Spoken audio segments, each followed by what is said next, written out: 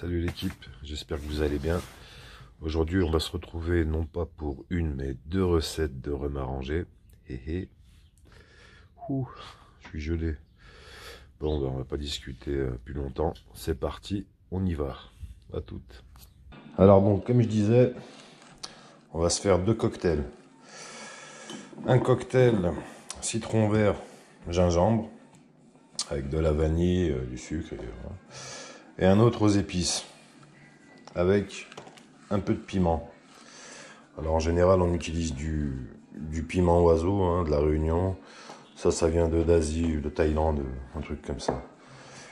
Alors pour le rhum épice, on va utiliser de la badiane, qu'on appelle aussi anis étoilé, hein, ça vient d'Asie. De la citronnelle, de la cannelle et de la cardamome. C'est les épices qu'on utilise en général pour les rhums arrangés aux épices. Voilà. Et on va incorporer du sirop de gingembre artisanal que j'ai récupéré sur la Côte d'Azur. Voilà. Et un peu de miel. Alors le miel, vous pouvez choisir celui que vous voulez, hein. Vous pouvez prendre le meilleur. Ça c'est vraiment pas le top du top, mais ça fera très bien l'affaire. Alors on va taillader des piments. Pas trop non plus, hein, mais bon. C'est pareil, hein, c'est pour laisser les arômes se libérer, hein, un peu comme pour la vanille. Voilà. On va faire la même chose avec la cardamome. On va la broyer légèrement, mais vraiment légèrement. On va tapoter un peu. Voilà. Pas les écraser non plus. Hop. Voilà, alors ensuite, pour la macération, mais là on va plutôt parler d'infusion.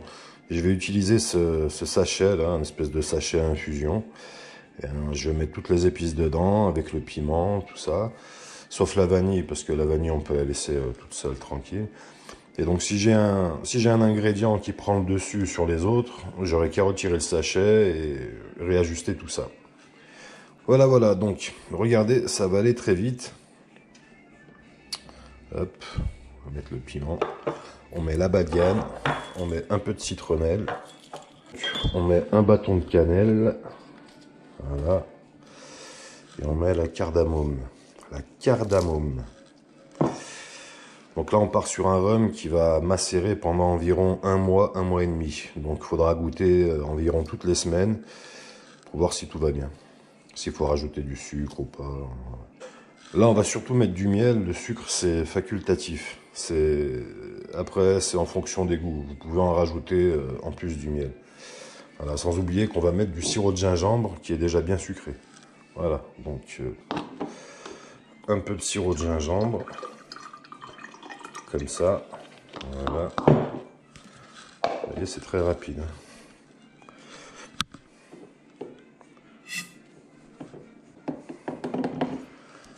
Un peu de miel.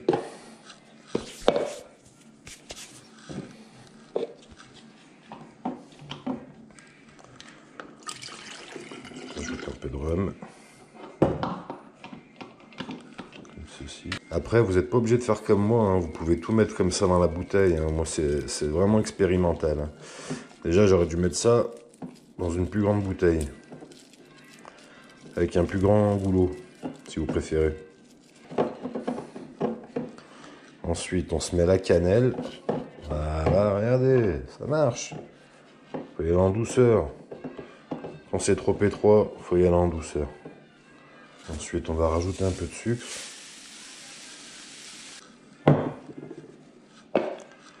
Hop. Et là, ce qui est bien, c'est que j'ai la petite ficelle là qui va rester à l'extérieur. Vous voyez? Si j'arrive à la dépatouiller. Hop. Donc on a la vanille, on a les petites épices, on a tout. Par contre, j'espère que les deux piments, ça va pas faire trop. On verra bien.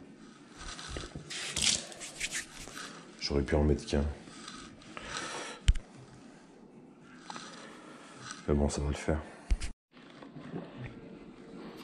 Alors voilà pour le premier. Et pour le deuxième, c'est pareil, ça va être très rapide.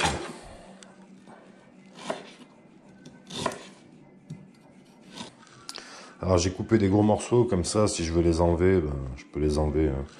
Prenez une petite tige en ferraille et vous trouvez un ustensile adapté et vous réussirez à les enlever.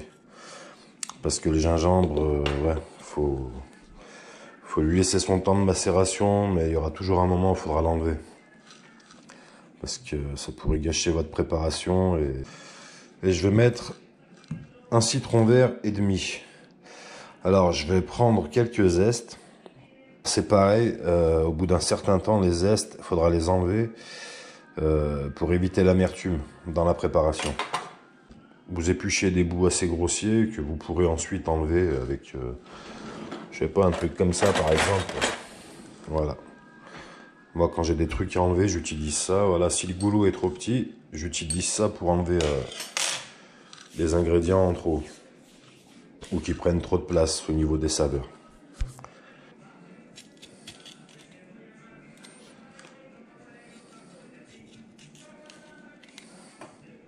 Ensuite, vous le coupez en 4. Bon, moi, je vais le couper en plusieurs morceaux parce que j'ai le goulot de bouteille qui est vraiment trop petit. Là.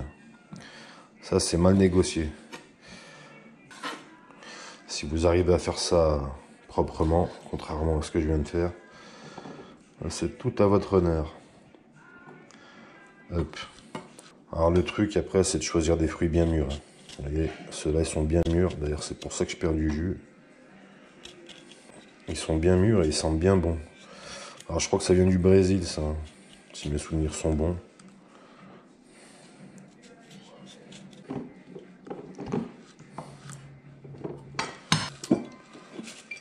On se reprend une petite gousse de vanille. Et rebelote, hein. On va taillader.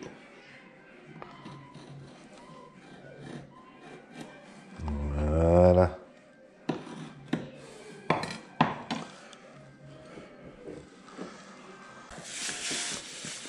Un peu de sucre.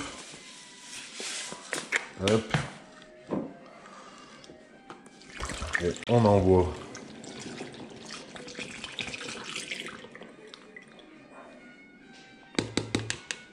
Et voilà. Il n'y a rien d'exceptionnel. C'est simple, rapide et surtout efficace. Et puis niveau macération, vous goûtez. Hein.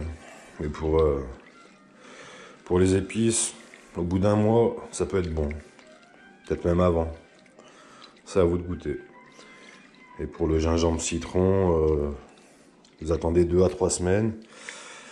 Si par hasard vous sentez que le gingembre a pris un peu trop le dessus, ben voilà quoi, vous prenez le temps de l'enlever. Bon, ben on verra ce que ça donne. Hein. Ouais, là je vais attendre 1 mois et demi, 2 mois, je pense. Ça devrait le faire. Peut-être un peu plus. Alors faut pas oublier que la vanille met beaucoup plus de temps à libérer ses arômes. On dit que la vanille c'est 4 mois minimum. Mais bon, vous n'allez pas attendre 4 mois. Hein. Bon, bah, j'espère que ça vous a plu. J'espère que j'ai été assez explicite. Hein, comme je vous l'ai dit, hein, c'est rapide. Voilà, bon ben, bonne préparation, bonne dégustation et bonne journée. Salut!